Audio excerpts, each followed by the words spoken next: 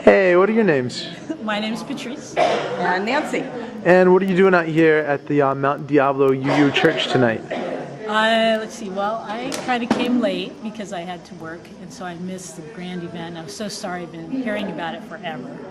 I'm really excited that you guys came, went and checked out your website, all the things you're doing. I'm the chair of the Social Action Committee here, and Social Action Committee at MDUUC, as we like to call it, which stands for Mount Diablo Unitarian Universalist Church.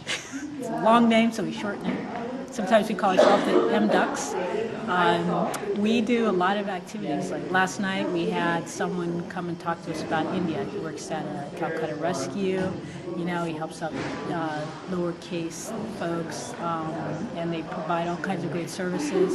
So we try to bring kind of the world here, and we try to go out to the world when we can. We're just about social justice, so it covers everything from Monument Boulevard corridor. Yeah, marriage equality. We work at the Monument Crisis Center. We're doing a lot of stuff around education. You know, schools are being cut, so we're really involved in that. And on Sunday, we're actually having a justice fair. And what that does is all the members of our church get a chance to basically have a table. You know, it's like an opportunity to share with each other our own passions, because we're doing so many different things, and it's crazy to keep track of it. So that's one of the things. You want to talk about marriage equality now? So Nancy, can you tell me a little bit about the work of the marriage equality group within the Social Action Committee? Yes, the Marriage Equality Task Force here at MDUUC has been active since before the election and has stayed active after the election, partly because our fabulous Reverend Leslie Takahashi Morris is so passionate that she was able to fire us all back up again to stay on task. We actually met Melissa, who was with One Struggle, One Fight. She came out to several of the actions that we took here in Walnut Creek by standing on street corners around the DOMA issue. Also, she was here for the action that we took at the Contra Costa County Clerk's Office in Martinez. Went down on Valentine's Day. On Valentine's Day, yep. Yeah. To go in and ask for a marriage license, which they then said I couldn't have. David went too. Yes. We actually have co-ministers, so it's very cool. We get sort of the best of everything. We have two people who are really passionate about social justice, and so David went down with us on that day. And he told me that if they gave me the license, he could marry me. But of course, we didn't get the license. So the church here has been very, very supportive. We have a lot of straight allies here at the church that have been very active in this and pretty much make up most of the Marriage Equality Task Force, actually. And they are... a lot of them are over at Rossmore, so they're retired people in their 80s that are very, very active on the issue. And even our youth has been out there with their signs and totally supporting the marriage equality. So they're all excited to be able to support you guys in your march. And this just sounds like a really amazing community. And again, thank you so much for your support for us. And I just wonder if you could talk, you know, since we have here represented the Social Action Committee and specifically the Marriage Equality Task Force, how do you see marriage equality as fitting into a broader package of social and economic justice? Well, marriage equality is about social and economic justice. Without having the same economic rights that a married heterosexual couple has, gay people definitely are hurt in many ways financially, especially on a federal level, with all of the benefits that you can get as a married person on the federal level. If we don't overturn DOMA, even if we do get our rights on a state basis, we're still losing 1,138 federal benefits that include the word marriage in them. So we absolutely have to have marriage equality to get those benefits.